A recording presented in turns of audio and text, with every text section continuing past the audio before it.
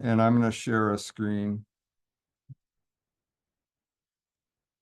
So if you want to follow along, you can. So if you look at your like folder and you have a Revit file, so if it doesn't have the little application that says it's going to open it with a Revit, that means you have to tell it what the default is. How many of you, when you look at your Revit files, it's got the little Revit thing, and how many of it's just blank? It doesn't have the little picture of the Revit icon. So first off, does anybody have a blank one without the Revit icon on it? You do, okay. So you do too. Okay, so for those of you that have that, let's show you how to get to there. So you need to tell it the default file to use to open Revit.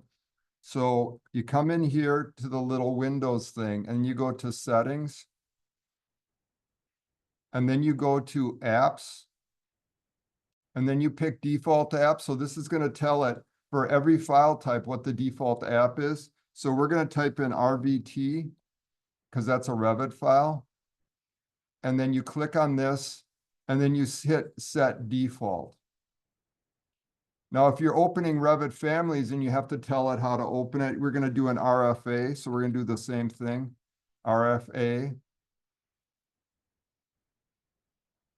And then you hit set default. So if it ever, so once you do that, it will always now, whenever it sees a RVT or an RFA, it will always go to Revit and open it. So that's my little tip for the day. Thank you.